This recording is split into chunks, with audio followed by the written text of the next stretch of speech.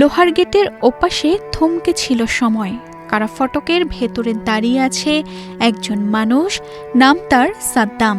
বাইরে কফিনে শুয়ে আছে তার পৃথিবী, স্ত্রী আর শিশু সন্তান। আর কোনোদিন প্রিয়তমা স্ত্রীর সাথে কথা বলা হবে না। জন্মের পরে যে সন্তানকে কোলে তুলে নেওয়ার সুযোগ হয়নি কখনো, আজ শুধু তাকে ছুঁয়ে দেখার অনুমতি মিলেছে 5 মিনিটের জন্য।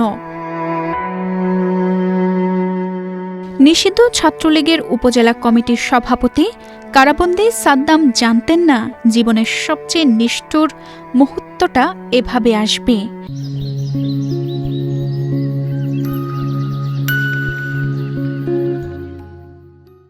যে স্ত্রীকে রেখে গিয়েছিলেন কারাগারে ঢোকার সময়, যে সন্তানের কণ্ঠস্বর শোনার স্বপ্ন দেখতেন, তাদের দুজনকে একসঙ্গে মরদেহ হয়ে দেখবেন, সেটাও আবার কারা ফটকের গেটে।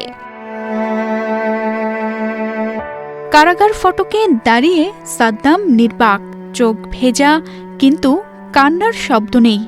হয়তো বিশ্বাস করতে পারছিলেন না কয়েক ঘন্টা আগেও যাদের অস্তিত্ব ছিল জীবনের সবচেয়ে আপন বাস্তবতা, এখন তারা নিথর।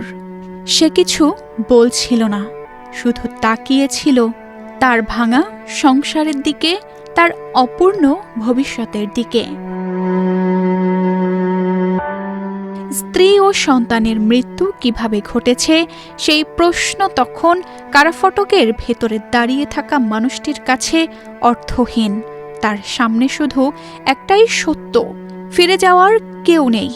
স্ত্রীর কফিনের পাশে দাঁড়িয়ে থাকা স্বজনদের আহাজারি বাইরে ভেসে আসছিল, কিন্তু সেই কান্না আর সাদ্দামের মাঝে ছিল বিশাল দূরত্ব, ছিল রাষ্ট্রের নিয়ম, ছিল কারাবন্দিত্বের নিষ্ঠুর দেওয়াল।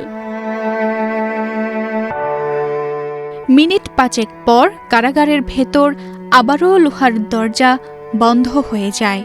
শেষবারের মতো প্রিয়জনদের দিকে তাকিয়ে অস্পষ্ট কণ্ঠে দোয়া পড়ে সাদ্দাম।